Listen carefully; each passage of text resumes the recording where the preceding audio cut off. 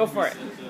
Okay, Mark Haddon's Curious Incident of the Dog in the Nighttime follows the story of a young British teenager, Christopher, who is afflicted with a mental illness, which makes it quite difficult for him to live a normal life.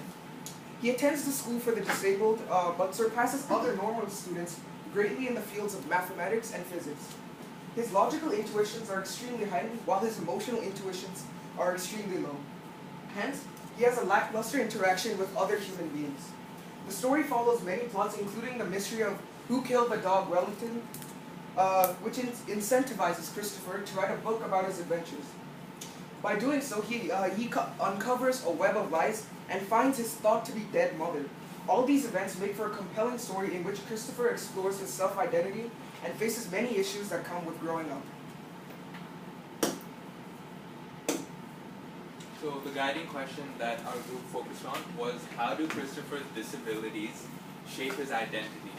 And so that's what we will be trying to answer during this presentation.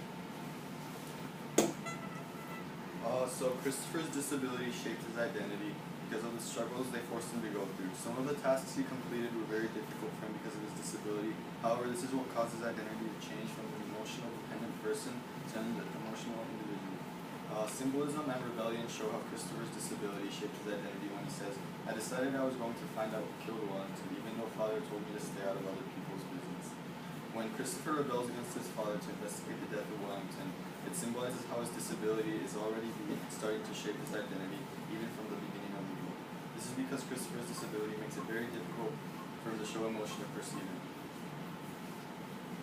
And him caring enough about the dog trigger his emotions that begin to develop them, which change his identity over time in the story. His emotional attachment to the dog symbolizes how his character is beginning to change into a more emotional person. By defying his father and attempting to seek justice for the dog, Christopher demonstrates how he's beginning to develop emotions and become more independent, which indicates that his disability shapes his identity to a more independent and emotional person.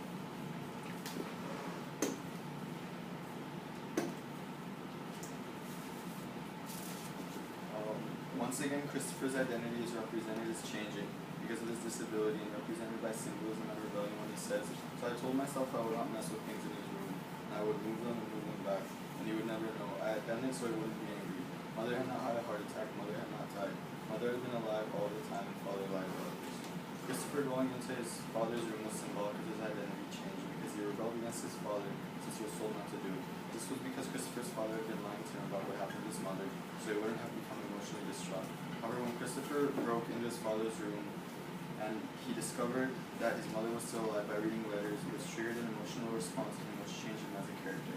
Christopher's emotional outbreak caused him to become independent since it made him leave the house by himself to search for his mother, which is an identity change since he had always been dependent on his father for everything. Christopher's disability usually gave him temper tantrums when he didn't get what he wanted, but this time he found out that his mother was still alive and his father had been lying to him. It caused an emotional outbreak which overall transformed his identity to an emotional person. His disability changes his identity here because of the intensity of information that he had just received had affected him with the same severity as it would have a person without disabilities.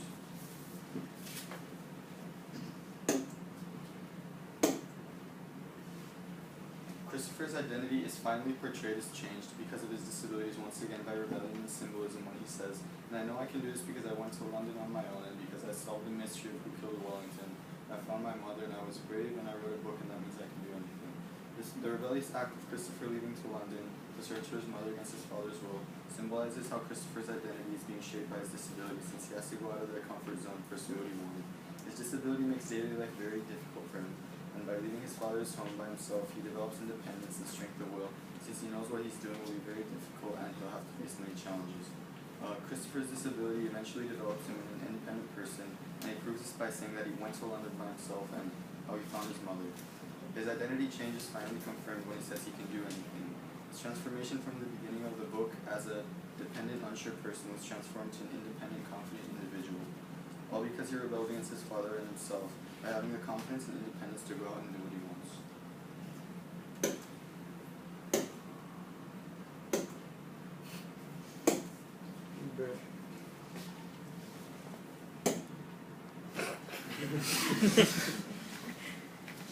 The archetype I'm doing is expectation. Christopher's expectation is going to find who killed Wellington, and there is an external conflict between Christopher and his father. In Christopher's cognition, the person who breaks the law should be punished.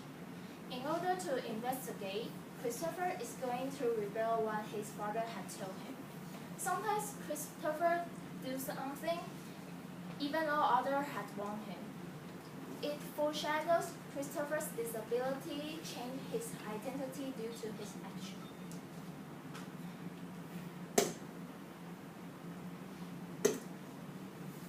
My second quote is, I'm going to improve, I'm not stupid.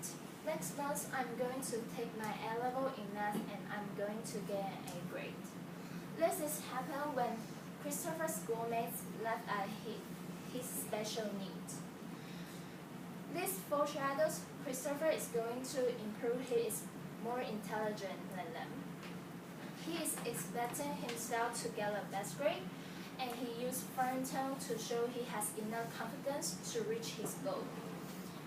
This action is foreshadowing Christopher's aim makes his identity shaped by his disability.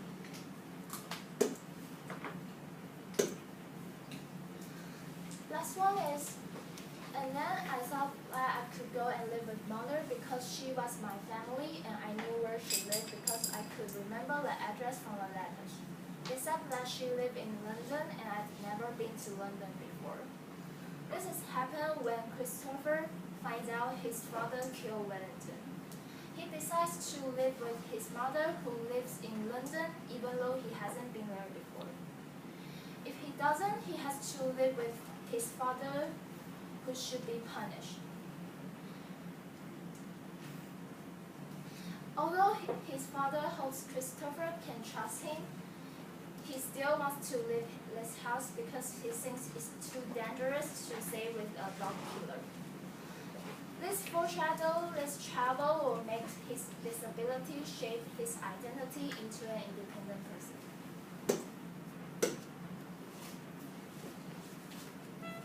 In the beginning of the story, Christopher says, I want to have my lunch, and I want to go to the toilet, and I want to go to home, and I want to go home after school, and I want to play with Toby, and I want to have my supper, and I want to play on my computer, and I want to go to bed. He loves home because there are so many things he loves to do at home. This is when Christopher feels comfortable at home because there are no conflict, and this also shows his isolation, staying at home without any friends, and this suggests the limitation of his actions due to his autism. Christopher finds out that his father killed Wellington and becomes afraid of his father. He thinks it is dangerous to live with his father because he may harm him.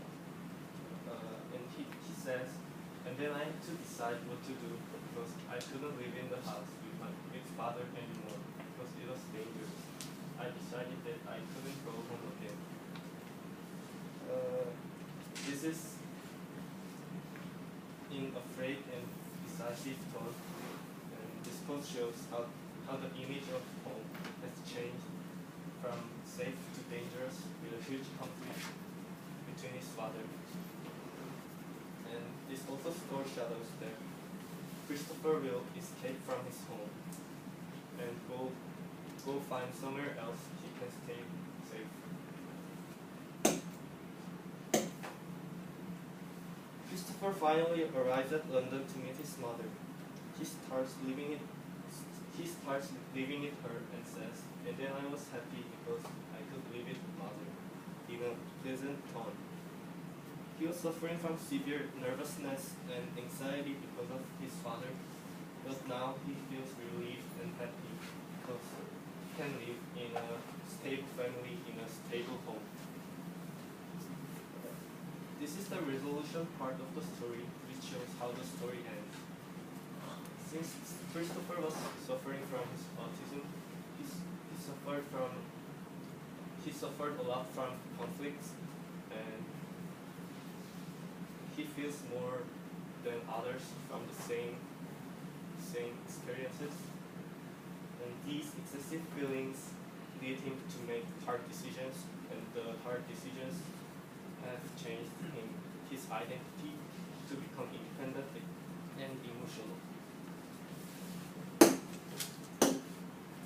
So this quote is a demonstration of Christopher's straightforward and logical attitude. Christopher is a firm believer of logic and rules, however he's also puzzled by something as simple as life. He states that prime numbers are what is left when all patterns are taken away. However, despite prime numbers being in the simplest form, these numbers are still mysterious, complex, they're unique and indivisible. Christopher utilizes juxtaposition to compare life to prime numbers and constructs a rhetorical effect. Christopher also states that for both life and logic, there are rules. However, no one can truly find out these rules, such as they can't find out the meaning of life, even if they dedicated all their life to it. Some may reason Christopher's last statement a hyperbole. However, it's quite a reasonable statement. Life is an undeniable truth with no fathomable philosophical purpose. Christopher also chooses prime numbers as they are special to him. Therefore, he constructs his book with prime numbers as chapters. This is a representation of his own identity. So the image I've chosen to represent this quote is DNA. This is quite a simple structure, however, upon digging deeper, it's found that DNA contains all the essential information to life. This is related to Christopher's ideas of prime numbers and how they represent life too. Life is simple on the surface, however, as we dig deeper, we find layers and layers of emotion, feeling, problem, thinking, ambition, and the list just goes on and on. So for the next quote. This quote is a demonstration of Christopher's continued use of juxtaposition to relate his thoughts and make it easier for the reader to understand what his methods of perceiving the world are. Since he's afflicted with a mental illness, it's not easy for him to relate with the thoughts of other people. Therefore, he has to construct his own juxtapositions to make it easier for readers to understand. Christopher relates feelings to screens in his mind and how the images in the screen in the human mind are either pleasant or dreadful, and human emotion responds accordingly. If the picture is happy, then people smile. If it is sad, then they cry. This simple statement may be seen as an oversimplification of the complexities of the human brain. However, this is completely true and undeniable. It's once again a demonstration of Christopher's logical mind and attitude, which has reduced something as complex as emotion to its most simplest, easy to understand terms. His point of view throughout this passage is relaxed and informing, as he expects everyone to know his ideas as fact. The image I've chosen to represent this quote is a television screen with a static error screen. Because this is a representation of the human mind. It's so complex with a variety of emotions, and it contains fantasy as well as fact. It is static to show the ever-changing thoughts of humans and their chosen understanding of their own thoughts and feelings. So lastly,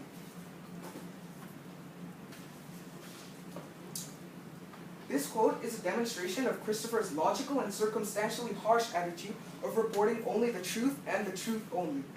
It is most explicitly demonstrated in this case when Christopher explains his disapproval of God and his disproving of God. His statements can be perceived as quite brutal by readers and others alike by his choice of harsh diction, especially his condescending attitude demonstrates his insensitivity towards others' feelings and beliefs. This is more related to his mental disorder, as he cannot understand other people's feelings and read their facial expression. However, this quote is a large cause of controversy, as the debate between science and God is one present in our society today. He tells all to think logically instead of perceiving the complexities of flying squirrels and the human eye and the brain as something that happens just by chance. He also tells all to consider the fact that they're only able to question the facts as a result of their existence, and they should be grateful for the fact that there are billions of planets where there are no life, but there's no one on those planets with brains to notice. This is once again a demonstration of his harsh choice of diction and somewhat unforgiving attitude. The image I've chosen is an image of a person blocking the sun with his light. This is a representation of how people only choose to let the little ray of sunlight through into their ideologies, indicating that they only choose to believe what is favorable to them and their beliefs and ideas without consideration for alternative facts.